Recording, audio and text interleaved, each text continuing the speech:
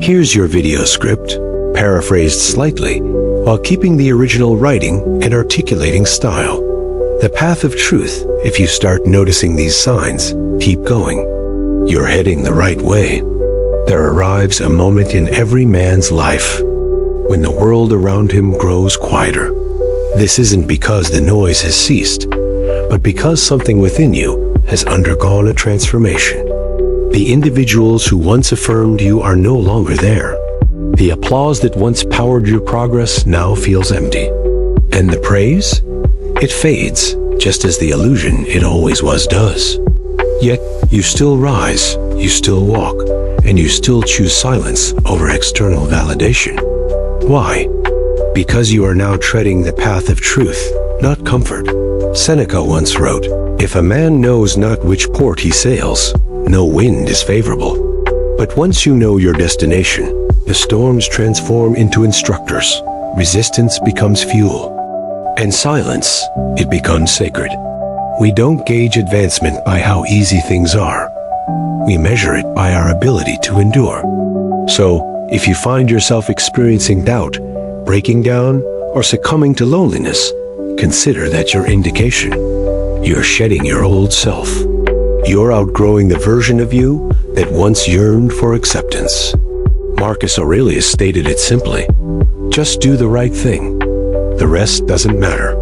You'll observe people withdrawing. You'll feel misunderstood. But we don't yield for comfort. We only yield under the weight of truth, embracing stillness and depth. There's no multitude on this journey, only shadows, only echoes.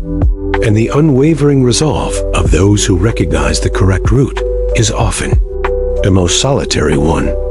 But if you still wake up and persist, if your heart still opts for discipline over indulgence, principles over popularity, and depth over distraction, then pay close attention. You are not lost. You are in the process of becoming. You'll begin to feel a detachment from superficial pleasures. There's a subtle, almost painful shift where the things that once excited you now feel meaningless. The fleeting dopamine hits, the hollow victories, the endless diversions, they no longer nourish you, they deplete you. You start to yearn for depth instead of noise, stillness instead of chaos. You no longer seek external validation because you've initiated the internal struggle. Epictetus warned, it is impossible for a man to learn what he thinks he already knows, and so we must unlearn. Unlearn the falsehoods we've been fed about what success truly looks like, about what pleasure should feel like, about what it genuinely means to live. When you start to shed superficiality, when entertainment begins to bore you and comfort starts to disgust you, you are not broken. You are being purified. That sensation isn't emptiness. It's space, space for something greater to materialize. You start to draw silence, not attention. There comes a point on the correct path where noise subsides. You cease craving recognition.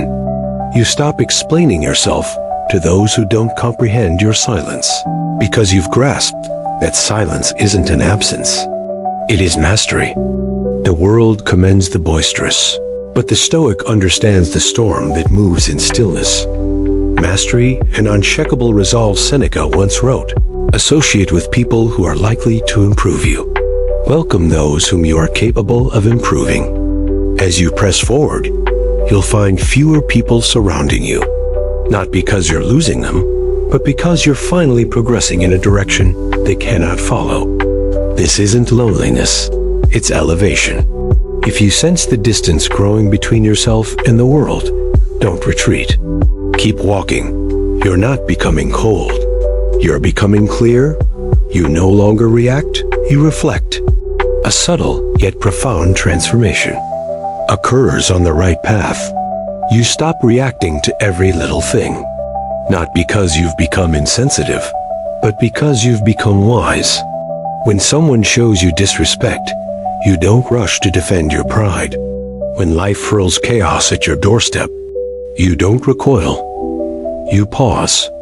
You breathe. You observe. Because you've learned that power doesn't scream, it watches. Epictetus said, "It's not what happens to you, but how you react to it that matters." This is when you know you are no longer a captive to impulse. You are guided by reason. And in that moment, when you can gaze at the storm and remain unperturbed, that's not weakness. That's control. That's fortitude. That's the indication you're becoming untouchable.